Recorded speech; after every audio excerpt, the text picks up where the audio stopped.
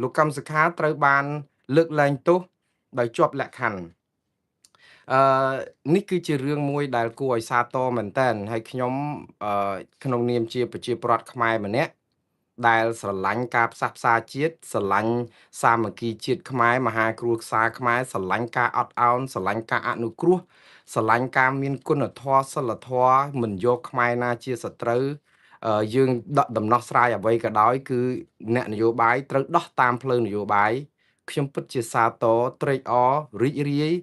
ហើយស្វាគមន៍ការដែលលើកលែងទោសលោកកម្មសខាបើទោះជាជាប់លក្ខខណ្ឌយ៉ាងណាក៏ដោយខ្ញុំនឹងពន្យល់ថាលក្ខខណ្ឌអីខ្លះដែលនៅជាប់នេះហើយតែម្ដងទៀតបងប្អូនខ្ញុំសប្បាយចិត្តគ្រាន់តែឮសូរគេលើកលែងទោសលោកកម្មសខាភ្លាមមានបងប្អូនទេមកភ្លាមមិនមែនបងប្អូនបកើតខ្ញុំទេគឺបងប្អូនហ្វេនផ្កាប់មុខរបស់ខ្ញុំហ្នឹងសួរថាអង្កលកោសក់បងប្អូនតាមពិតគាត់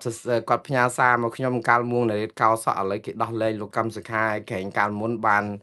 សិតតាហ៊ានភ្នាល់ថាបើគេដោះលែងលោកកម្មសខាហ្នឹងកោសក់អីអញ្ចឹងឯងហើយក៏ខ្ញុំក៏បានបញ្យល់ទៅវិញថាខ្ញុំពិតជារីករាយសក់ខ្ញុំគ្មានតម្លៃស្មើរួមជើងលោកកម្មសខាទេពីវីរភាពរបស់លោកនោះបើខ្ញុំកោសក់អស់ពីក្បាលហើយដើម្បីឲ្យលោកកម្មសខាមានសេរីភាពធ្វើនយោបាយពេញទំហឹងដូចដើមវិញហើយសងសំណងការខូចខាតសពបែបយ៉ាងដែលធ្វើទុកបុកម្នេញដាក់គុកគាត់10ឆ្នាំជិត10ឆ្នាំដែលធ្វើឲ្យជាតិសាសន៍នេះបែកបាក់ធ្វើឲ្យប្រទេសនេះខាតបង់បាក់បែកមុខមាត់ជាតិធ្វើឲ្យសេដ្ឋកិច្ចខ្មែរនឹងក៏រងផលប៉ះពាល់តាក់ទងនឹងរឿងនយោបាយកុំថាឡើយដល់កោសក់គឺថាខ្ញុំសឹងថាឈប់និយាយរឿងនយោបាយនេះខ្ញុំទៅលក់ចេកចៀនចេកអាំងអីក៏បានដែរដើម្បីឲ្យអស់លោកនឹងថាំងសบายចិត្តទៅព្រោះអីគាត់មិនសូវនិយាយអីចឹងមិនឈឺសគាជាអីចឹងអាហ្នឹងក៏ធ្វើតាបានក៏ប៉ុន្តែមិនមែនអញ្ចឹងទេបងប្អូនគាត់ថាកោសក់ទៅព្រោះអីយើងភ្នាល់អីអញ្ចឹងឥឡូវគេដោះលែងលោកកម្មសខាទៅហើយរួចទៅម្យ៉ាងទៀតថាកុំឲ្យក្រុមគណៈបកប្រជាជនកម្ពុជាគេមករិះគន់យើងថានិយាយបានតែនិយាយក្បត់ពាក្យសម្បត្តិឬក៏ភ្នាល់ខ្លួនឯងបងប្អូនខ្ញុំមិនទៅឈឺក្បាលបាក់ណាមករករឿងខ្ញុំអីទេគោលដៅបេះដូងរបស់ខ្ញុំពិតជាសប្បាយរីករាយណាស់នៅពេលដែលមានការផ្សះផ្សាជាតិមានការបង្រួបបង្រួមជាតិព្រោះអានេះជាគោលបំណងធំបំផុតរបស់ខ្ញុំបង្អែមលៀងមាត់ខ្ញុំមិនមែនទៅស្អំឲ្យបងប្អូនប្រជាពលរដ្ឋកើតជំងឺទឹកនោមផ្អែមទេគឺដើម្បីឲ្យជាតិនេះមានការផ្សះផ្សាគ្នាដើម្បីប្រយោជន៍ជាតិយើងទាំង18លាននាក់ហើយដើម្បីឲ្យមុខមាត់ជាតិយើងហ្នឹងគឺវាល្អលើឆាកអន្តរជាតិសេដ្ឋកិច្ចក៏ល្អមានមិត្តភ័ក្តិបរទេសគេជួយជ្រោមជ្រែងយើងដើម្បីជីវភាពសេដ្ឋកិច្ចកម្មករពលករកសិករគឺបានកម្រៃបានផលអាស្រ័យផលកុំឲ្យងើបមួយវាយមួយកុំឲ្យធ្វើទុកបុកម្នេញគ្នាឲ្យជាតិសាសន៍នេះកុំឲ្យពាក់មុខយៈដាក់គ្នាស្អប់គ្នាដោយសារតែគ្រាន់តែប្រកាន់និន្នាការនយោបាយខុសគ្នានេះជាបំណងរបស់ខ្ញុំតាបើបានអញ្ចឹងដូចចិត្តដូចគិតមែនខ្ញុំមិនដឹងជាត្រូវឆ្នោតប្រមាណ100លានដុល្លារទេដូចថាវាអន់ណាក៏ប៉ុន្តែអ្វីដែលកើតឡើងមកនេះគឺវានៅមានបាំងពពកច្រើនណាស់នៅក្នុងផែនពោធិ៍ធាដ៏ស្រអាប់នៃផែនដីខ្មែររបស់យើងនេះហើយបងប្អូនកុំអាលជ្រូលកញ្ជ្រោលហួសហេតុហួសខ្នាតពេកយើងត្រូវមើលអំពីទិសខ្យល់នយោបាយផងខ្ញុំពិតជាលើកទឹកចិត្តឲ្យសាទរក៏គិតថាថ្នាក់ដឹកនាំកម្ពុជាដែលមានលោកហ៊ុនម៉ាណែតដឹកនាំនេះហើយជាមនុស្សជំនាន់ក្រោយនេះហាក់បីដូចជាមានយន្តការមួយប្លែកដែរដែលធ្វើឲ្យមានការប្រែពណ៌បន្តិចដែរបើសិនជាគេថាអីថាទៅក៏ប៉ុន្តែយើងចាប់ផ្ដើមធ្វើឲ្យត្រូវទៅខ្ញុំជឿថាប្រជាពលរដ្ឋនឹងសាទរហើយខ្ញុំនឹងសាទរខ្ញុំអត់មានទទួលមនិញអីក្នុងការមិនសាទរទេខ្ញុំរីករាយខ្ញុំសប្បាយខ្ញុំពេញចិត្តដើម្បីឲ្យមានការផ្សះផ្សាជាតិនឹងអានឹងគឺជាបំណងធំរបស់ខ្ញុំទេហើយកុំមកផ្ចាញ់ផ្ចាលខ្ញុំរឿងកោសក់មិនកោសក់អីទេសក់របស់ខ្ញុំបើសិនជាកោរឿងករណីលោកកម្មសខានេះខ្ញុំកោបានតែ3សរសៃកន្លែងណានោះទេព្រោះលោកកម្មសខាអត់ទាន់មានសេរីភាពទេបងប្អូនណាឥឡូវខ្ញុំនឹងជម្រាបជូនបងប្អូនខ្ញុំចង់ឲ្យគាត់បានចេញផុតពីពន្ធនាគារគឺនិយាយទៅគឺអត់មានលក្ខខណ្ឌអីទាំងអស់លោកកម្មសខាអត់មានខុសអីទាំងអស់ដូច្នេះការដែលគាត់រួចពីពន្ធនាគារឬក៏រួចអីគឺគាត់ត្រូវរួចទាំងអស់ហើយមិនត្រឹមតែប៉ុណ្្នឹងទេត្រូវសងសំណងជំងឺចិត្តប៉ុន្តែបើនិយាយដល់ថ្នាក់សងជំងឺចិត្តហ្នឹងតាំងទៀតហើយគេឲ្យបន្តិចតាំងរថែមទៀតហើយបាទឥឡូវចាំខ្ញុំបញ្យល់បាទថ្ងៃនេះអ្វីដែលខ្ញុំគិតថាជាសេចក្តីរីករាយហើយសប្បាយសាទរ អឺគឺដោយសារតែបើកភ្នែកឡើងគឺឃើញបងប្អូនផ្ញើសារចូលក្នុង inbox ខ្ញុំឡើងស្រោច fan របស់ខ្ញុំខ្លាចកេងលោខ្ញុំមិនបានឃើញសារដែលជាបរិយាក្រិតផងបាទដែលត្រាស់បង្គាប់ឲ្យលើកលែងទោសទាន់ដិតកម្មសខាភេទប្រុសកើតឆ្នាំ1953ដែលត្រូវតុលាការសម្រេចផ្តន្ទាទោសដាក់ពន្ធនាគារកំណត់27ឆ្នាំតាមអំណាចសាលដីកាព្រហ្មទណ្ឌលេខ790ចុះថ្ងៃទី30ខែមេសាឆ្នាំ2026របស់សាលាធរក្រុងភ្នំពេញការលើកលែងទោសនេះអនុវត្តចំពោះតែទោសដាក់ពន្ធនាគារដែលជាមូលទោសតែប៉ុណ្ណោះដោយមិនអនុវត្តចំពោះទោសបន្ថែមឡើយនិងសូមឲ្យសម្ដេចបវរអធិបតីហ៊ុនម៉ាណែតនាយករដ្ឋមន្ត្រីនៃប្រជាណាចក្រកម្ពុជាត្រូវទទួលបន្ទុកអនុវត្តព្រះរាជក្រឹត្យនេះចាប់ពីថ្ងៃឡាយប្រហ័សលេខានេះទៅបាទតាមពិតព្រះរាជក្រឹត្យនេះតាមពិតគួរតែចុះឬក៏ឡាយប្រហ័សលេខាដោយព្រះមហាក្សត្រខ្មែរប្របាទនរោត្តមសីហមុនីក៏ប៉ុន្តែព្រះបាទបរមនាថនរោត្តមសីហមុនីលោកមិបឈួនដែលកំពុងតែសម្រាកព្យាបាលពរាជរោគរបស់លោកនៅឯមន្ទីរពេទ្យនៅទីក្រុងប៉េកាំងមិនអាចទាន់យាងត្រឡប់មកប្រទេសកម្ពុជាឡើយទេហើយបើតាមច្បាប់គឺនៅពេលដែលព្រះមហាក្សត្រលោកពុំមានបរិយាវត្តមាននៅក្នុងប្រទេសបែបនេះគឺប្រធានព្រឹទ្ធសភាដែលទីនេះគឺលោកហ៊ុនសែនត្រូវក្លាយទៅជាប្រមុខរដ្ឋស្ដីទីបានន័យថាជាអ្នកកាន់ការជំនួសឲ្យរដ្ឋាភិបាលទាំងមូលបើទោះបីជានៅនាយករដ្ឋមន្ត្រីក៏ដោយប៉ុន្តែគេចងច្បាប់មកដើម្បីឲ្យលោកហ៊ុនសែននៅតែមានអំណាចធំលើសគេបន្ទាប់ពីព្រះមហាក្សត្រដដែលទេហើយការដែលធ្វើបែបនេះគឺមិនមែនជារឿងដែលសម័យចៃដន្យអីស្រាប់ធ្លាក់ក្តុកមកហេតុអីបានលោកហ៊ុនសែនធ្វើប្រធានព្រឹទ្ធសភាទេមិនមែនទេគឺជាការរៀបចំមកតាមឆាកនយោបាយថាលោកហ៊ុនសែននៅតែជាអ្នកដឹកនាំប្រទេសដដែលហើយលោកហ៊ុនម៉ាណែតគ្រាន់តែជាអាយ៉ងដែលជាការកំដរឆាកអីដដែលទេវាអត់មានអីប្លែកទេហើយដល់ពេលដែលព្រះមហាក្សត្រលោកយាងទៅប្រទេសក្រៅដើម្បីព្យាបាលព្រះរាជរោគគឺបានន័យថាលោកហ៊ុនសែនគាត់អាចយកការងាររដ្ឋាភិបាលមកធ្វើបើទោះបីជាលោកជាប្រធានព្រឹទ្ធសភាក៏ដោយហើយជាប្រធានគណៈបកប្រជាជនកម្ពុជាក៏ដោយអញ្ចឹងនៅក្នុងទីនេះគឺលោកមានសិទ្ធិឡាយប្រហ័សលេខាជំនួសអង្គព្រះមហាក្សត្រក្នុងនាមជាប្រមុខរដ្ឋស្ដីទីអញ្ចឹងព្រះរាជក្រឹត្យនេះគឺមានតម្លៃស្មើនឹងព្រះរាជក្រឹត្យរបស់ព្រះមហាក្សត្រហើយដោយសារលោកមិននៅគង់នៅប្រទេសកម្ពុជាអញ្ចឹងលោកហ៊ុនសែនជាអ្នកចុះហត្ថលេខាថ្ងៃទី25ខែឧសភាឆ្នាំ2026ដែលត្រាស់បង្គាប់នឹងគឺក្នុងន័យថាលើកលែងទោសលោកកឹមសុខាជាទាន់ដិតបាទឲ្យរួចទោសពីការជាប់ពន្ធនាគារ27ឆ្នាំប៉ុន្តែមាន3មាត្រាសំខាន់នៅក្នុងការលើកលែងទោសដែលជាព្រះរាជក្រឹត្យនេះគឺមានមាត្រា2ដែលសំខាន់ហើយត្រូវតែពិភាក្សានៅក្នុងយប់នេះគឺមាត្រា2ហ្នឹងដែលនិយាយថាការលើកលែងទោសនេះគឺអនុវត្តចំពោះតែទោសដាក់ពន្ធនាគារដែលជាមូលទោសតែប៉ុណ្ណោះដោយមិនអនុវត្តចំពោះទោសបន្ថែមទៀតឡើយឥឡូវនេះខ្ញុំសាកបង្ហាញអំពីស្អីទៅមូលទោសស្អីទៅទោសបន្ថែមហេតុអីបានជាចាំបាច់មានលក្ខខណ្ឌអញ្ចឹងបានន័យថាការដោះលែងនេះគឺជាការមិនមែនដោះលែងជាការលើកលែងទោសនេះគឺជាការលើកលែងទោសដោយលក្ខខណ្ឌប៉ុន្តែមុននឹងចូលដល់ការលើកលែងទោសដោយលក្ខខណ្ឌនេះយើងសួរថាហេតុអីបានជាមានការលើកលែងទោសនៅពេលដែលលោកកម្មសខាអត់មានទោសនេះគឺជាសំណួរសំខាន់ណាស់ហើយហេតុអីបានជាលោកកម្មសខាអត់មានទោសគឺដោយសារតែតុលាការសាលាដំបងកាលពីថ្ងៃទី3ខែមីនាឆ្នាំ2023បានសម្រេចផ្តន្ទាទោសឲ្យលោកកម្មសខាជាប់ទោសពីបទសន្តិទ្ធភាពបទក្បត់ជាតិឬក៏អីសុំកលុំខົບខិតគ្នាជាមួយរដ្ឋបរទេសជាពិសេសជាមួយសហរដ្ឋអាមេរិកហ្នឹងក្នុងការផ្ដួលរំលំរដ្ឋាភិបាលដែលទោសនេះគឺកំណត់ឲ្យលោកកម្មសខាជាប់ពន្ធនាគារ27ឆ្នាំក៏ប៉ុន្តែអនុវត្តទោសតាមការដែលដាក់ឲ្យស្ថិតក្រោមការត្រួតពិនិត្យតាមផ្លូវតុលាការដោយកំណត់ឲ្យលោកកម្មសខាមិនជាប់នៅក្នុងពន្ធនាគារទេតែជាប់គុកនៅក្នុងផ្ទះមិនមានសិទ្ធិសេរីភាពឲ្យដកហូតសិទ្ធិសេរីភាពជាច្រើនហើយខ្ញុំនឹងសង្ខេបសាលក្រមរបស់តុលាការកាលពីថ្ងៃទី3ខែមីនានឹងម្ដងទៀតដើម្បីឲ្យបងប្អូនបានយល់កាលពីថ្ងៃទី3មីនាឆ្នាំ2023ហ្នឹងគឺក្រោយឃុំខ្លួនលោកកម្មសខាតាំងពីឆ្នាំ2017 6ឆ្នាំឃុំខ្លួនគាត់នៅត្បូងឃ្មុំផងនៅកន្លែងផ្សេងទៀតផងគឺ6ឆ្នាំក្រោយចាប់ឃុំខ្លួនគាត់ទាំងយប់ គឺតុលាការក៏បានរកឃើញថាគាត់មានទោសពីបទសន្តិទ្ធភាពឬក៏បទខុបខិតជាមួយរដ្ឋបរទេសដើម្បីផ្ដួលរំលំរដ្ឋាភិបាលអឺអឺសប្ថ្ងៃហ្នឹងដែលទោសនេះគឺទោសធ្ងន់រហូតបើមានទោសប្រហារជីវិតគេប្រហារជីវិតគាត់បាត់ទៅហើយប៉ុន្តែទោស20ឆ្នាំហ្នឹងគឺជាទោសប្រហារជីវិតហើយចង់និយាយថាទោសអស់ជាប់គុកអស់មួយជីវិតទេព្រោះលោកកម្មសខាអាយុ60 70ហើយហ្នឹងអញ្ចឹងពេលគាត់អាយុ97ម្ដាយគាត់អាយុ101ហើយនៅមានបច្ចុប្បន្នមានអាយុចឹងបានន័យថាគាត់អាចរស់ដល់អាយុ97 98ប៉ុន្តែមុំដល់ពេលហ្នឹងភ្លេចភ្លាំងអីអស់ហើយមិនដឹងថាគាត់អាចនឹងមានអាយុដល់យឺនយូរដល់ប៉ុណ្ណឹងដូចម្ដាយគាត់អីព្រោះគាត់គិតតែពីរឿងជាតិគិតតែពីរឿងនយោបាយប្រជាពលរដ្ឋឡើងជ្រុះសក់អស់យ៉ាងនេះដូច្នេះមិនមែនអាយុយឺនយូរពេកទេពិបាករស់នៅក្នុងការកើតទុករាសខ្វល់ចម្បល់ពេញទុកពេញស្រុកពេញទេសអញ្ចឹងតែឲ្យគាត់រស់បានយូរប៉ុណ្ណាមានតែម្ចាស់កំណាព្យទេ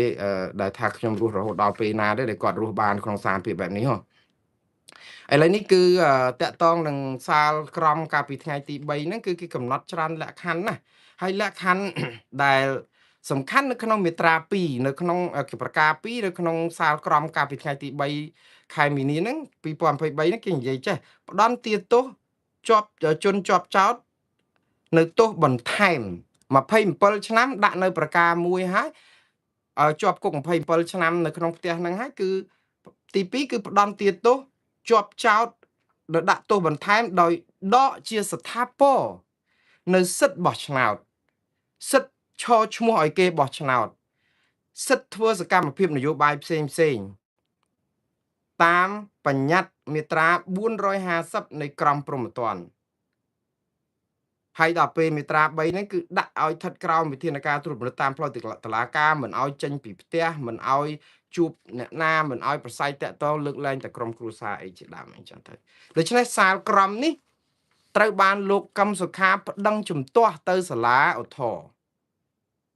សាលាឧទ្ធរណ៍ប្រើពេល3ឆ្នាំដើម្បី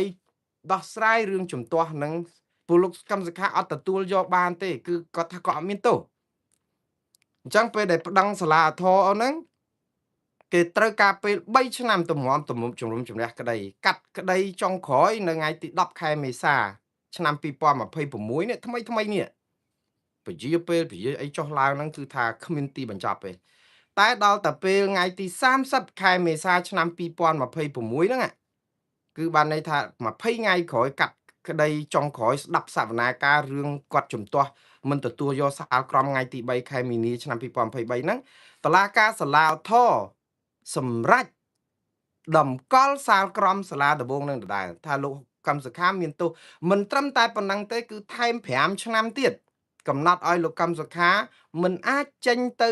ប្រទេសក្រៅបាន5ឆ្នាំទៀតសិទ្ធិនយោបាយដកហូតអស់ហើយតែមកឈូសគឺដាក់គាត់នៅក្នុងនឹងហើយសពនឹងហើយគឺថែមដៃគោល4 10ទៀតដើម្បីកុំឲ្យគាត់ងើបរួចគឺ5ឆ្នាំទៀត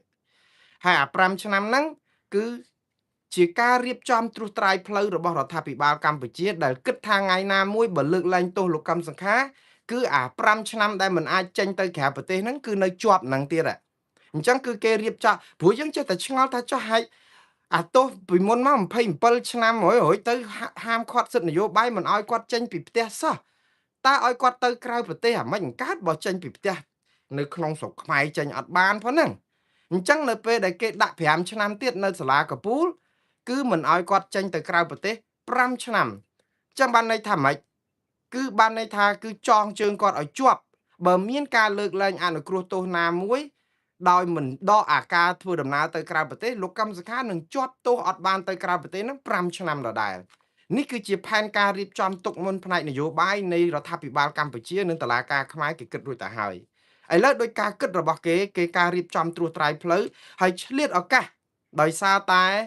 ស្ថានភាពម្ដាយរបស់លោកកឹមសុខានឹងដាបខ្លាំងមែនតើរដ្ឋាភិបាលគឺកំពុងតែរងសម្ពាធខ្លាំងមែនតើខ្ញុំជឿថាសម្ពាធនេះគឺសម្ពាធភ្នំព្រះសម័យព្រោះម្ដាយអាយុ101ឆ្នាំផ្លឹកលែងដឹងខ្លួនទៅហើយលោកឲ្យធွာប្រសង់ឲ្យធွာកូនមិនអាចជួបម្ដាយបានអនុញ្ញាតឲ្យមកជួបបាន1ម៉ោងអីអញ្ចឹងទៅប្រជាពលរដ្ឋក៏រិះគន់សម្បើមមែនតើហើយចៃដន្យអីនៅពេលដែលម្ដាយកំពុងតែមានទុក្ខធ្ងន់ពេលវេលា count down រាប់ថយក្រោយបែបនេះគឺជាការពិតលោកកឹមសុខាអាចនឹងបាត់ឱកាសនៅក្នុងការ ជួបម្ដាយដង្ហើមចុងក្រោយឬក៏មើលបីបាច់ថែរក្សាម្ដាយដែលរឿងនេះគឺជារឿងឈឺចាប់សម្រាប់ប្រជាពលរដ្ឋទូទាំងប្រទេសមិនមែនតែគណៈបកប្រជាជនកម្ពុជាទេមិនមែនតែអ្នកគ្រប់គ្រងរដ្ឋាភិបាលទេគឺប្រជាពលរដ្ឋណាក៏គេឈឺចាប់ដែរព្រោះវាហួសនិស្ស័យវាខុសខើសាហាវព្រៃផ្សៃយកខ្មែរគ្នាឯងធ្វើជាសត្រូវគ្រាន់តែម្ដាយបង្កើត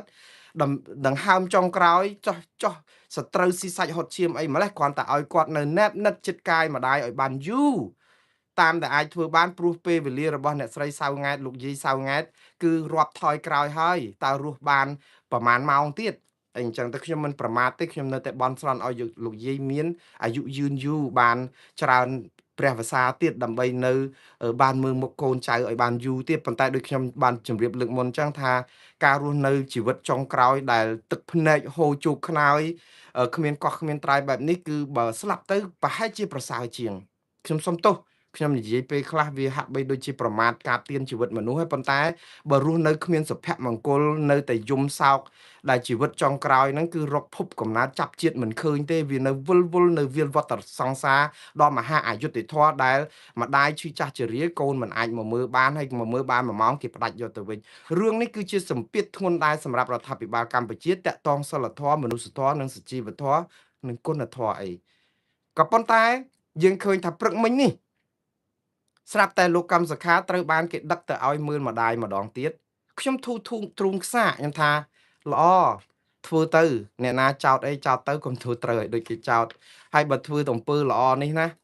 គឺវាមិនសយត់ទេគឺមិនខុសទេឲ្យម្ដាយឪពុកម្ដាយកូនគេបានជួបជុំគ្នាចុងក្រោយទៅកុំទៅយកជាសត្រូវស៊ីសាច់ហត់ឈាមអីហើយព្រឹកមិញនេះអ្វីដែលគួរជាទីមនោរម្យគឺលោកកម្មសខាអាចទៅជួបម្ដាយដោយអត់មានកាលកំណត់ព្រោះលោកកម្មសខាពេលដែលជួបម្ដាយលើកទី2នេះគាត់បានខ្សឹបឬក៏ប្រាប់ម្ដាយគាត់ថាម៉ែខ្ញុំនឹងទៅបួសសងគុណម្ដាយហើយខ្ញុំនឹងនៅណែបនិតជាមួយម្ដាយគេងនៅក្បែរម្ដាយឲ្យបានជារៀងរហូតភាសានេះគឺយើងចាប់ផ្ដើមដឹងភ្លាមថាអូមានជាដំណោះស្រាយនយោបាយអីមួយហើយជាការល្អព្រោះកាលមុន1ម៉ោងគេយកទៅទាំងឆក់កដៀតប៊ីលោកយាយសៅង៉ែតផុតទៅសំណាងណារដ្ឋាភិបាលដែលលោកយាយសៅង៉ែតនៅមានបច្ចុប្បន្នណាបើបាត់ផុតពេលដែលលោកកម្មសខាចូលដល់ពន្ធនាគារវិញចូលដល់ផ្ទះវិញហើយស្រាប់តែលោកយាយ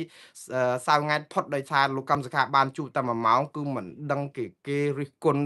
យ៉ាងម៉េចទេគឺថានរុអវជ័យហើយប៉ុន្តែលោកយាយសៅង៉ែតនៅពេលដែលឮសំឡេងកូនស្រែកសួរម្ដាយភ្លាមហ្នឹងគឺឃើញហ៎គ្មានឱសថទឹកណាពូកែជាងការបាននៅណែបនិតចិត្តកូនសំណាប់ទេអស់លោកក៏ដឹងដែរមិនអញ្ចឹងហ៎គឺជារឿងខ្លោចផ្សាណាស់ដែលឲ្យគេបែកឃើញឱសថទឹកទេលោកយាយសៅង៉ែតដែលលែងដឹងខ្លួនភ្លុកភ្លឹកលោកឲ្យធွာរាល់ថ្ងៃពេលដែលជួបឮសំឡេងលោកកម្មសខាតាមទូរស័ព្ទម្ដងមុនលើកទី1មុននឹងបានមកជួបហ្នឹងប៊ីសតាមបានមកជួបហ្នឹងគឺគាត់មានកម្លាំងព្រឹសនៅក្នុងការដែលបន្តដង្ហើមចាំកូនទៀតពេលដែលកូនទៅជួបគាត់ចាប់ផ្ដើមមានឈាមស្រស់សាច់ស្រស់អីឡើងវិញទោះជាមិនអាចនិយាយឆ្លើយឆ្លងតែនៅព្រិចខ្ញាំអីបានឬក៏ដៃនឹងអាចកម្រើកញាក់ដើម្បីបញ្ជាក់ថាគាត់ស្ដាប់ឬក៏ជួនកាលគាត់ងើយក្បាលអីបន្តិចបន្តួចមាត់មហប់ហាក់បីដូចជាចង់ឆ្លើយឆ្លងសារសងជាមួយកូនឲ្យបានអស់ចិត្តមុននឹងលាចាកលោកទៅវាកំសត់ខ្លោចផ្សាមែនតើហើយដល់ពេលឲ្យគេទាញចេញមកវិញប៉ុន្តែព្រឹកមិញនេះយើងឃើញលោកយាយសៅង៉ែតគឺចាប់ផ្ដើមអាចនឹងមានជីវិតជីវ៉ាពលឹងពលះនៅក្នុងខ្លួនវិញដោយសារតែឱសថទឹកនៃការអាចទៅជួបគ្នាបានឱសថទឹកនេះតាមពិតគួរផ្ដល់ឲ្យគ្រួសារលោកកម្មសខាយូរហើយមិនទាល់តែដាបបែបនេះទេប៉ុន្តែយ៉ាងណាបងប្អូននេះគឺជាអង្គើគុណធម៌ដ៏ប្រសើរក្រៃលែងដែលថ្នាក់ដឹកនាំកម្ពុជាធ្វើឲ្យខ្ញុំអបអរសាទរកោតសរសើរការដែលគិតត្រូវបែបនេះដែលគួរគិតត្រូវយូរហើយតែយ៉ាងណាវាសុកចិត្តយឺតពេលកុំឲ្យហួសពេលឥឡូវគាត់ធ្វើឃើញលោកយាយសៅង៉ែតចាប់ផ្ដើមមានពលឹងពលះហើយលោកកម្មសខាក៏បាន ញញឹមញញែមបរិយាកាសនៅពេលនេះគឺមានភាពមនោរម្យជាងថ្ងៃដំបូងតែលើកទី1ដែលទៅជួបខ្លាំងណាស់លើកទី1អ្នកណាក៏ស្រក់ទឹកភ្នែកដែរតែលើកនេះក៏មានអ្នកស្រក់ទឹកភ្នែកដែរប៉ុន្តែស្រក់ដោយក្តីរំភើបមិនមែនស្រក់ដោយក្តីខ្លោចផ្សាដូចលើកមុនទេដូច្នេះបរិយាកាសនេះគឺមានភាពប្រសើរល្អមែនទែនគួរជាទីមនោរម្យហើយចង់ឲ្យឃើញបរិយាកាសសង្គមខ្មែរអញ្ចឹងស្រឡាញ់គ្នាអាណិតគ្នាស្អប់គ្នាតែគោលគំនិតនយោបាយបានហើយកុំស្អប់គ្នាជាលក្ខណៈបុគ្គលកុំតាមវាយគេដល់ផ្ទះកុំតាមទៅរករឿងក្រុមគ្រួសារគេកុំធ្វើទុកបុកម្នេញគេជាលក្ខណៈបុគ្គលគឺយើងជជែកតែគំនិតជជែកតែភាពមិនយល់ស្របគ្នាទោះជាយើងយល់ខ្វែងគំនិតគ្នាក៏យើងពេលខ្លះក៏យើងត្រូវចាំថាគេមានជំហររបស់គេស្ដាប់គេទៅហើយកុំទៅរករឿងកូនគេប្រពន្ធគេប្តីគេសាច់ញាតិគេអានឹងជាអំពើអគុណធម៌មិនអាចព្រះប្រោសបានទេចុះនរក19ជាន់ប៉ុន្តែឥឡូវនេះចំណុចនេះខ្ញុំឃើញថាថ្នាក់ដឹកនាំកម្ពុជាហើយបើក៏មានលោកហ៊ុនម៉ាណែតដែលសរសេរលិខិតថ្វាយទៅព្រះមហាក្សត្រក៏វាគ្មានការលើកលែងទោសនេះដែរហើយបើសិនជាគ្មានអន្តរាគមពីលោកហ៊ុនសែនក៏គ្មានការលើកលែងទោសនេះដែរនិយាយឲ្យខ្លីដូច្នេះនេះគឺជាប្រព័ន្ធមួយជាអង្គការចាត់តាំងមួយដើម្បីឲ្យមានការលើកលែងទោសដូច្នេះអ្នកដែលត្រូវបានទទួលការស្ងើចសរសើរគឺត្រូវជាប្រព័ន្ធដែរមិនចឹងទាំងលោកហ៊ុនសែនទាំងព្រះមហាក្សត្រខ្មែរទាំងលោកហ៊ុនម៉ាណែតវាអត់មានអីដែលត្រូវមន្ទិលទេក៏ប៉ុន្តែឥឡូវយើងមកមើលតកតងនឹងរឿងសាលក្រមឡើងវិញនៅពេលដែលសាលដីការបស់តុលាការឧទ្ធរសម្រាប់ថ្ងៃ30គឺថែម5ឆ្នាំដាក់ដេចគោល5ទៀតទៅលើកម្មសខាមិនឲ្យចេញទៅក្រៅប្រទេសបងប្អូនឥឡូវយើងត្រូវចាំណានៅក្នុងក្រមព្រហ្មទណ្ឌកម្ពុជាក្នុងការកំណត់ទោសរបស់អ្នកណាម្នាក់ក្រមអនុញ្ញាតឲ្យចៅក្រមកំណត់ទោស3ប្រភេទហើយចាំខ្ញុំបញ្យល់ថាទោស3ប្រភេទហ្នឹងទោសអីគេខ្លះទី1បើតាមមាត្រា43នៃក្រមព្រហ្មទណ្ឌគឺគេកំណត់ពាក្យថាទោសចែកចេញជា3ប្រភេទគឺទី1គឺមូលទោសទី2គឺទោសបន្ថែមទី3គឺទោសជំនួសស្អីគេជាមូលទោសស្អីទេគេជាទោសបន្ថែមហើយស្អីគេជាគេហៅទោសជំនួសបងប្អូនពាក្យថាមូលទោសគឺជាទោសនៃភ្យាសនកម្មនៃបទអក្រិតដែលប្រព្រឹត្តហើយមូលទោសហ្នឹងគឺជាទោសគោលធំក្នុងការដែលអ្នកណាប្រព្រឹត្តបទល្មើសព្រហ្មទណ្ឌគឺមូលទោសសំដៅទៅលើស្ថានទម្ងន់ទោសដែលត្រូវផ្ដន្ទាទោសអ្នកនោះបើទោសជាប់ពន្ធនាគារកម្រិតច្បាប់អនុញ្ញាតឲ្យដាក់ពន្ធនាគារកម្រិតអបរមាខ្ពស់ប៉ុណ្ណាគឺត្រូវដាក់ឲ្យខ្ពស់ដល់ប៉ុណ្ណឹងហើយបើមានច្បាប់ប្រហារជីវិតគឺត្រូវប្រហារជីវិតបើត្រូវព្យួរកគឺត្រូវព្យួរក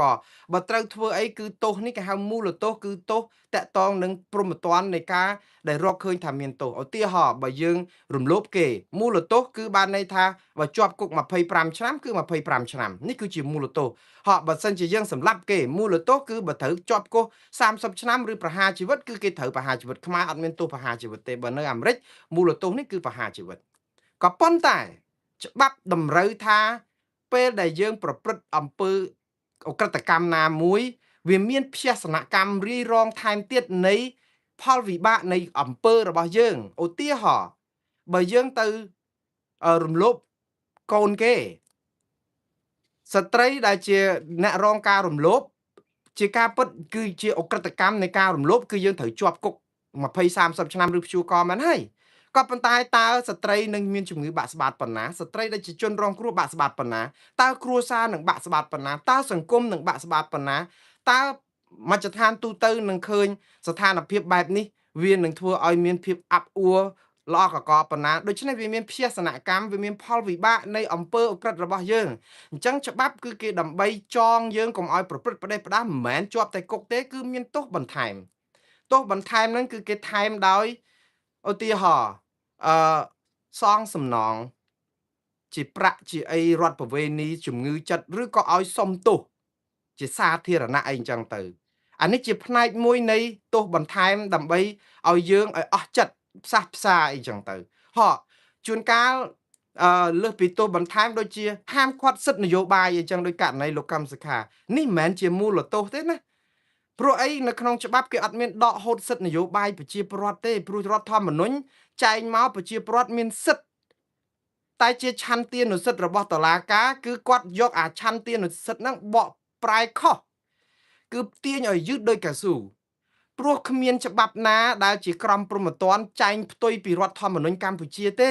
ព្រោះរដ្ឋធម្មនុញ្ញគឺជាច្បាប់កំពូល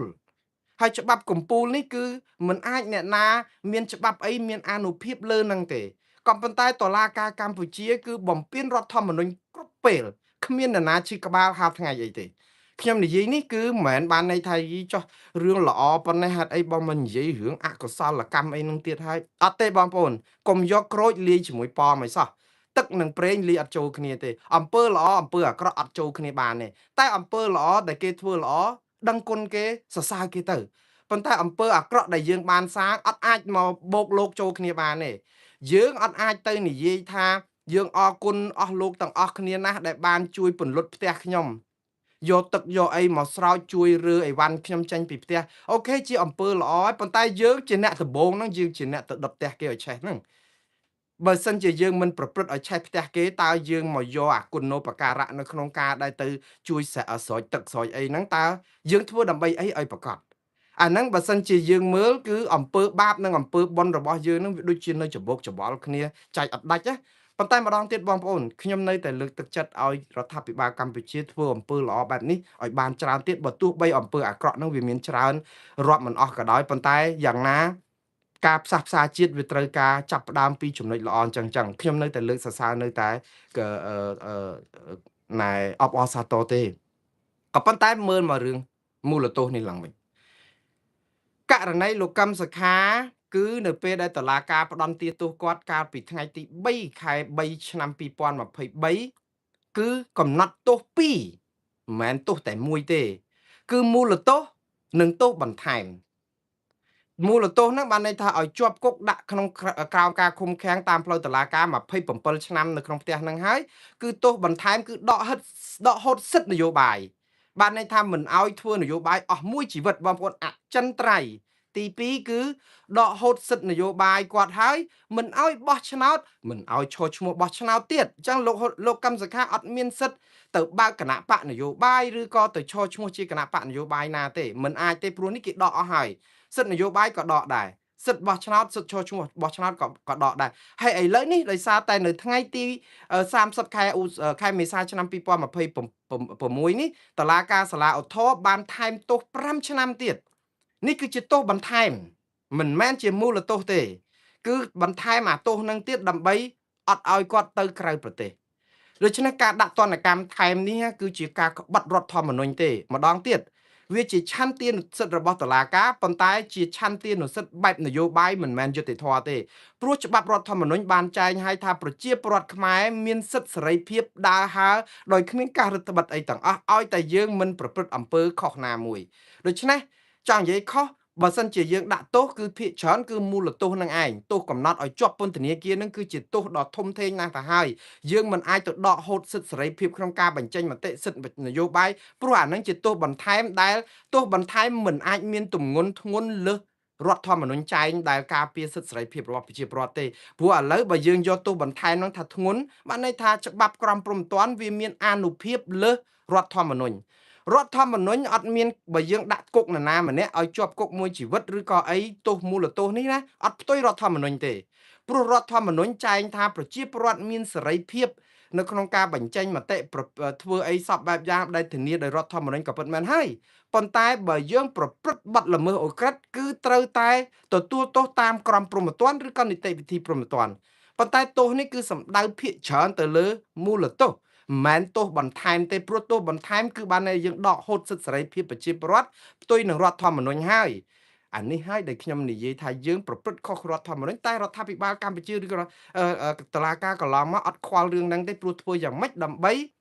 ជាសារផ្ដាំទៅអ្នកនយោបាយទាំងអស់ថាអ្នកនឹងមានរងគ្រោះដូចលោកកឹមសុខាដូចអ្នកដតីទៀតអញ្ចឹងគឺគេដកហូតសិទ្ធិនយោបាយបំពេញរដ្ឋធម្មនុញ្ញបានសែនចិត្តដើម្បីឲ្យយើងរៀងចាលយើងកុំប្រឡូកនៅនយោបាយឬក៏បើប្រឡូកក្នុងនយោបាយក៏ប្រឡូកក្នុងនាមពិការគឺខ្វាន់ខ្វងអស់ទៅហើយមិនអាចចូលទៅធ្វើការ ពេញដៃវាយបុកដូចលើនេះហ្នឹងគេចងស្លាប់សេកគេបិទមុខគេអីហើយឲ្យទៅប្រកួតជាមួយនឹងកីឡាករម្នាក់ដែលអឺកាយសម្បទាគ្រប់គ្រាន់មាំមួនហើយហាត់អីហូបហ្វីឡុងហ្វីលេអីអញ្ចឹងហើយយើងធ្វើយ៉ាងម៉េចអញ្ចឹងយើងទៅប្រកួតប្រជែងយ៉ាងម៉េចនៅក្នុងវិធីយុត្តិធម៌នៅលើសង្វៀនបែបហ្នឹងអ្នកដែលមើលក៏មិនដឹងទៅហូរកញ្ជ្រៀវអាម៉េចកើតដែរបើអ្នកចាប់លុយខាងដែលមានកាយសម្បទាគ្រប់គ្រាន់ច្បាស់ហើយចង់ឈ្នះលុយប៉ុន្តែឈ្នះយុត្តិធម៌វាអត់មាននរណាទៅគ្រប់គ្រងកើតទេបើសិនជាឲ្យគាត់កុំចាប់លុយក៏គាត់នៅតែគិតថាធ្វើអញ្ចឹងដូចជាមិនសមទេលេបបញ្ចូលអញ្ចឹងឥឡូវយើងមានទោសបន្ថែមចោះអីទៅដែលគេហៅទោសជំនួសចឹងទោសការអនុវត្តទោសមានទោសជំនួសទោសជំនួសនេះគឺជាការសម្រាលទោសឲ្យបុគ្គលដែលជាប់ពាក់ព័ន្ធនៅក្នុងការជាប់ទោសជាជាងការដាក់គុកជាជាងការមានទោសបន្ថែមអីគេដូចជាទោសជំនួសបានន័យថាម៉េចជំនួសឲ្យការជាប់ពន្ធនាគារគេឲ្យយើងទៅធ្វើការងារស្ម័គ្រចិត្តបោះជូតថ្នល់នៅក្នុងសហគមន៍ជួយចាស់ជរាស្ម័គ្រចិត្តធ្វើការសហគមន៍ទៅប្រមាណ10 20ម៉ោង30ម៉ោងឬក៏ជួយការងារសាធារណៈដែលបានប្រយោជន៍ជាសាធារណៈគេហៅការងារសហគមន៍ការងារសង្គមដើម្បីជាធ្នូជំនួសនឹងការជាប់ទោសករណីខ្លះដោយអនិច្ចជនគ្នាមិនត្រូវការជាប់ពន្ធនាគារទេអញ្ចឹងតុលាការអនុញ្ញាតឲ្យកំណត់ទោសខ្លះដើម្បីឲ្យដូចថាកុំឲ្យអត់ជាប់ទោសសោះអត់រៀងចាលប៉ុន្តែក៏មិនឲ្យធ្ងន់ពេកដែរព្រោះអនិច្ចជនឬក៏មនុស្សខ្លះគ្នាប្រព្រឹត្តបទល្មើសជាលើកដំបូងជារឿងអចេតនាសុទ្ធសាធអញ្ចឹងដូចជាដាក់ទោសគ្នាទៅវាធ្ងន់ពេកដូចជាធ្វើឲ្យមនុស្សផ្សេងទៀតដែលមិនចង់កសាងអំពើល្អឲ្យបានច្រើនដើម្បីអីដើម្បីទុកសន្សំពិន្ទុហ្នឹងថាបើយើងអត់ដែលខុសអីសោះចូលដល់តុលាការគេលើកលែងអញ្ចឹងណាគេមិនមែនថាយកទៅដាក់យើងយកទៅឲ្យតែជាប់គុកយកម្ចាស់ដៃទេមែនទេគេបង្រៀនមនុស្សឲ្យសាងអំពើល្អកុំប្រព្រឹត្តអំពើខុសព្រោះយើងសាងអំពើល្អបានច្រើនពេលតុលាការគេមើលមកថាណែជននេះអត់ដែលប្រព្រឹត្តខុសទេមកជីវិតរបស់គាត់ទៅលើកទី1ហើយលើកទី1នឹងទៀតសោតក៏មិនជាធ្ងន់អីទៅទៀតដូច្នេះបើដាក់គុកគាត់ទៅវាហាក់បីដូចជាធ្វើតនកម្មបាបកម្មគាត់មិនស្គាល់គុណស្គាល់ទោសអំពើល្អគាត់សោះដូច្នេះគេលុបលាងជាការទោសជំនួសអីចឹងទៅអនុគ្រោះអូខេឥឡូវជាប់គុកធ្វើការឲ្យសហគមន៍30ម៉ោងឧទាហរណ៍វាជានិមិត្តរូបដើម្បីទៅឲ្យយើងនឹងដឹងថាអូមិនអត់ទោសសោះឲ្យបានដែរប៉ុន្តែជាការសម្រាលអាហ្នឹងគេហៅទោសជំនួសហើយអញ្ចឹងឥឡូវវិលមកវិញថ្ងៃនេះនៅពេលដែលតុលាការសម្រេចសំទោសពេលដែលព្រះរាជក្រឹត្យដែលលោកហ៊ុនសែនសញ្ញេជំនួសអង្គព្រះមហាក្សត្រនេះគឺមាត្រា2គឺមាត្រា2ហ្នឹងគឺនិយាយថាឲ្យលោកកឹមសុខារួចទោសតែទោសមូលទោសទេទោសអ្វីផ្សេងទៀតបន្ថែមគឺនៅដដែលខ្ញុំអានម្ដងទៀតបងប្អូនដើម្បីឲ្យបងប្អូនជ្រាបមាត្រា1នៃព្រះរាជក្រឹត្យដែលលើកលែងទោសលោកកឹមសុខាលើកលែងទោសលោកកឹមសុខាជាទណ្ឌិតបាទច្បាស់ណាស់បងប្អូនលើកលែងទោសជាទណ្ឌិតបានន័យថាចាត់ទុកលោកកឹមសុខាថាមានទោសហើយបានលើកលែងទោសបានជាការពិតបើអត់ទាន់មានទោសមិនដឹងថាលើកលែងទោសយ៉ាងម៉េចទេដូច្នេះជាលិខិតបទដ្ឋានគតិយុត្តដើម្បីឲ្យត្រូវតាមផ្លូវតុលាការដែលរឿងនេះគឺជារឿងនយោបាយសុទ្ធសាធអត់ត្រូវការតាមផ្លូវតុលាការទេតែហេតុអីបានជាគេយកតុលាការយកបរិយាក្រឹតយកអីធ្វើមកឲ្យធ្វើដូចជានីតិវិធីហ្នឹងគឺត្រឹមត្រូវម៉េះព្រោះរដ្ឋាភិបាលចង់ការពារខ្លួនដែរកុំឲ្យគេថារំលាយគណៈបកសង្គ្រោះជាតិកុំឲ្យគេថាចាប់លោកកឹមសុខាដាក់គុកហើយលោកកឹមសុខាជាប់គុករំលាយគណៈបកសង្គ្រោះជាតិហ្នឹងសឹកពាក់ព័ន្ធនឹងលោកកឹមសុខាទាំងអស់អញ្ចឹងបើឲ្យលោកកឹមសុខាមានទោសបានន័យថាការរំលាយគណៈបកសង្គ្រោះជាតិគឺជារឿងត្រឹមត្រូវអត់អាចតវ៉ាបានទេការលើកលែងទោសគឺជារឿងលក្ខខណ្ឌដាច់ដោយឡែកផ្សេងទៅវិញបានន័យថាម៉េចលោកកឹមសុខាក៏មានទោសអាមេរិកហ្នឹងក៏មានទោសគណៈបកសង្គ្រោះជាតិក៏មានទោសចឹងរំលាយអស់កុំទៅថយក្រោយវិញសារនេះគឺចង់បញ្ជាក់ប្រាប់បងប្អូនអញ្ចឹងអត់មានទៀមទាថយក្រោយវិញទេព្រោះអីលោកកឹមសុខាក៏ជាប់ទោសគណៈបកសង្គ្រោះជាតិក៏ជាប់ទោសការដែលធ្វើពីមុនមករបស់រដ្ឋាភិបាលក្នុងការចង់កម្ចាយគណៈបកប្រឆាំងទោះជាគ្មានហេតុផលអីក៏ដោយយកហេតុផលនយោបាយគេថាគេធ្វើត្រឹមត្រូវព្រោះសូម្បីតែអង្គព្រះមហាក្សត្រក៏ទទួលស្គាល់ដែរថាគណៈបកសង្គ្រោះជាតិមានកំហុសលោកកឹមសុខាមានកំហុសទទួលទោសទៅក៏ឥឡូវគេលើកលែងទោសនេះ ខ្ញុំថាបើលើកលែងទោសគណៈបកសង្គ្រោះជាតិឲ្យស្ដារនីតិសម្បទាវិញទៀតទើបត្រូវឲ្យធ្វើឲ្យដូចនីតិវិធីដែលថាឲ្យត្រូវច្បាប់ចឹងចោះតែឲ្យលើកលែងទោសគណៈបកសង្គ្រោះជាតិទៀតអានឹងមិនដឹងជាពិសេសវិសេសវិសាលប៉ុណ្ណាប៉ុន្តែទៅមិនរួចទេរដ្ឋាភិបាលកម្ពុជាជ្រុលក្បាលកពើហើយព្រោះតែថយក្រោយវិញហ្នឹងគឺមិនដឹងថយដល់ណាទេគឺមិនដឹងសងសំណងយ៉ាងម៉េចអញ្ញាយប្រពាក់ប្រពូនមិនទេប៉ុន្តែរឿងនេះមែនតើគួរតែធ្វើទេតែឥឡូវយើងមើលនៅពេលដែលគាត់ដាក់ថាតន់ដិតអញ្ចឹងគឺគ្រាន់តែថាអឺ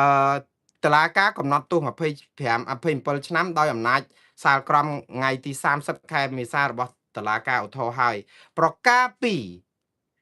លើកលែងទោសនេះអនុវត្តចំពោះតែទោសជាប់ពន្ធនាគារដែលជាមូលទោសតែប៉ុណ្ណោះដោយមិនអនុវត្តចំពោះទោសបន្ថែមនោះឡើយចឹងបានន័យថាម៉េចលោកកឹមសុខារួចខ្លួនពីមូលទោសដែលត្រូវដាក់ឲ្យស្ថិតក្រោមការត្រួតពិនិត្យតាមផ្លូវតុលាការ27ឆ្នាំតែលោកកឹមសុខាជាប់ទោសបន្ថែមទាំងអស់អត់ដោះលែងទេទោសបន្ថែមហ្នឹងមានអីគេបងប្អូនដកហូតសិទ្ធិនយោបាយឈប់ធ្វើនយោបាយមួយជីវិតមិនអាចធ្វើដំណើរទៅប្រទេសក្រៅបាន5ឆ្នាំហើយនឹងមិនអាចឈរឈ្មោះបោះឆ្នោតបានហើយក៏មិនអាចទៅបោះឆ្នោតបានដែរបងប្អូនច្បាស់ហើយមិនអញ្ចឹងហ៎គឺការដោះលែងលោកកឹមសុខានេះគឺគ្រាន់តែដោះលែងគាត់មិនឲ្យជាប់ឃុំឃាំងនៅក្នុងពន្ធនាគារដូចមុនហើយគាត់អាចមកជួបម្ដាយដែលចាស់ជរានេះណែបនិតមិនចាំបាច់សុំច្បាប់តុលាការអីច្រើនដូចមុនប៉ុន្តែមិនមែនប្រកាសថាអត់កិច្ចផុតពីការសុំច្បាប់អីទេព្រោះអីនៅជាប់បំរាមទោសបន្ថែមនេះច្រើនណាស់ព្រោះទោសបន្ថែមហ្នឹងធ្វើយ៉ាងម៉េចដើម្បីឲ្យដឹងថាលោកកឹមសុខាបាត់បង់សិទ្ធិនយោបាយធ្វើយ៉ាងម៉េចដើម្បីឲ្យដឹងថាលោកកឹមសុខាមិនអាចបោះឆ្នោតបានធ្វើយ៉ាងម៉េចដើម្បីឲ្យដឹងថាលោកកឹមសុខាមិនអាចចេញទៅក្រៅប្រទេសបានធ្វើយ៉ាងម៉េចឲ្យដឹងថាលោកកឹមសុខាមិនអាចឆ្លើយឆ្លងតាក់ទងជាមួយអ្នកនេះបានក្រៅតែពីក្រុមគ្រួសារតាមប្រព័ន្ធអេឡិចត្រូនិកតាមប្រព័ន្ធអ៊ីមែលតាមប្រព័ន្ធស្អីឡាក់នឹងឡាក់ដូច្នេះតោបន្ថែមទាំងអស់ហ្នឹងនៅជាប់ទាំងអស់ហើយដើម្បីធ្វើឲ្យច្បាស់រឿងហ្នឹងគឺមានតែប៉ូលីសនិងអាជ្ញាធរមូលដ្ឋានទេដែលទៅតាមត្រួតពិនិត្យគាត់ហើយមិនដឹងថាតើគាត់ត្រូវទៅប៉ុស្តិ៍ប៉ូលីសហ្នឹងមួយខែប្រហែលដងឬក៏អីចឹងដើម្បីរាយការណ៍ប្រាប់ថាគាត់អត់មានបំពានអីអញ្ចឹងហើយបើសិនជាប៉ូលីសរកឃើញថាបំពានគឺគាត់ត្រូវតែអាចនឹងវិលទៅរកការកំណត់ទោសឡើងវិញឬគេហៅថាបាត់ល្មើសមិនរៀងចាលបាត់មជ្ឈិមអីណានោះគឺជាប់គុកដូចលោកកើតសរាយដូចលោករងឈុនឬក៏កញ្ញាឈឹមស៊ីធឯណាទៀតអីអញ្ចឹងទៅអានេះរឿងដែលវាអាចនឹងទៅផ្លូវហ្នឹងឥឡូវយើងនិយាយអំពីលក្ខណៈជាក់ស្ដែងបន្តទៀតថាតើប្រសើរអីអញ្ចឹងបើគាត់អត់មានសិទ្ធិធ្វើនយោបាយអីសោះប្រសើរទេហើយមិនអត់សាទរទេឯងខ្ញុំអានសារដែលពីរឿងសាទរឬក៏មតិចម្រោះពីមជ្ឈដ្ឋានទូទៅតាក់ទងនឹងរឿងលោកកឹមសុខាម្ដងទៀតបងប្អូនលោកកឹមសុខាមានសេរីភាពតែរាងកាយទេការលើកលែងទោសនេះគឺមានតែរាងកាយទេសេរីភាពផ្នែកនយោបាយផ្នែកដើរធ្វើដំណើរទៅក្រៅប្រទេសផ្លូវចិត្តគឺគាត់នៅជាប់ទាំងអស់គឺគាត់អត់អាចនិយាយអីបានទេដូច្នេះហើយវាសមស្របនឹងអ្វីដែលលោកកឹមសុខាតានឹងទៅបួសអីអញ្ចឹងទៅហើយអាចនឹងមិនចាំបាច់លោកកឹមសុខាថាខ្ញុំឈប់ចូលប្រឡូកក្នុងជីវភាពនយោបាយទេព្រោះលោកចូលអត់បានទេបើចូលប្រឡូកក្នុងជីវភាពនយោបាយទៅបើកគណៈបកឬក៏ទៅឈរឈ្មោះអីបោះឆ្នោតអីហ្នឹងគឺវាមិនបានអានេះជាការបកស្រាយតាមអ្វីដែលជាឲ្យព្រោះអីរដ្ឋាភិបាលពេលដែលគេសរសេរឃ្លាលើកលែងទោសអីនេះគេមានភាពច្បាស់លាស់របស់គេបើអញ្ចឹងគេដាក់លើកលែងដែលអត់លក្ខខណ្ឌបាត់ហើយពាក្យថាលើកលែងទោសតែមូលទោសឲ្យទុកទោសផ្សេងទៀតនៅដដែលនេះគឺជាការលើកលែងទោសដោយមានលក្ខខណ្ឌដូច្នេះចឹងបានតការសាទរពីមតិសាធារណជនទូទៅចម្រុះមែនតើបងប្អូនអ្នកខ្លះក៏សប្បាយទៅអ្នកខ្លះក៏រៀងដូចមិនចេះទេជាពិសេសអ្នកគ្រប់គ្រងលោកកឹមសុខាក៏មានសារដែលដូចជារៀងនិយាយទៅខាងក្រមប្រឆាំងរៀងពិបាកនៅក្នុងការចេញសារអបអរសាទរបន្តិចព្រោះអីដូចថាវាមិនទាន់លះថាអបអរសាទរលោកកឹមសុខាប៉ុន្តែចុះគាត់មិនទាន់បានមានសេរីភាពធ្វើនយោបាយវិញណាចេញមកគឺដូចតែអត់ដែរហ្នឹងឥឡូវខ្ញុំនិយាយពីរឿងមូលទោសនិងការអនុវត្តទោសបន្ថែមនេះបន្ថែមបន្តិចទៀត រឿងនេះគឺជារឿងចម្លែកបន្តិចបងប្អូនខ្ញុំមែនតើទៅខ្ញុំមិនជាអ្នកច្បាប់អ្នកអីទេគ្រាន់តែថាបានធ្វើការនៅតុលាការសាលាក្តីខ្មែរក្រហម10ឆ្នាំ7ឆ្នាំនៅស្រុកខ្មែរ3ឆ្នាំនៅអាមេរិកដែលបន្តទៀតហើយ7ឆ្នាំនៅស្រុកខ្មែរហ្នឹងគឺខ្ញុំធ្វើជាអ្នកបកប្រែផ្ទាល់មាត់ពីភាសាខ្មែរទៅភាសាអង់គ្លេសប៉ុន្តែនៅពេលដែលខ្ញុំបកប្រែឯកសារគឺខ្ញុំបកប្រែឯកសារពីអង់គ្លេសទៅខ្មែរវិញចឹងសាលក្រមសាលដីកាឬការជំនុំជម្រះកិច្ចប្រជុំអីសពបែបយ៉ាងជាមួយចៅក្រមជាតិអន្តរជាតិជនជាប់ចោតអីហ្នឹងគឺខ្ញុំជួបទាំងអស់គ្រប់ការិយាល័យខ្ញុំដឹងរឿងច្រើនដែរហើយក៏ខ្ញុំដឹងថាក្រមព្រហ្មទណ្ឌយើងមិនចាំបាច់តែខ្ញុំចូលធ្វើការនៅសាលាក្តីខ្មែរក្រហមក៏ខ្ញុំដឹងថាក្រមព្រហ្មទណ្ឌយើងចែងកំណត់ច្បាស់ណាស់គឺទោសមូលទោសនិងទោសបន្ថែមនេះណាពាក្យថាបន្ថែមគឺបានន័យថាជាផលនៃអ្វីដែលកើតឡើងឥឡូវខ្ញុំឧទាហរណ៍ឲ្យបងប្អូនស្រួលយល់ដើម្បីឲ្យមានពងមាន់ដើម្បីឲ្យមានកូនមាន់ញាស់យើងត្រូវ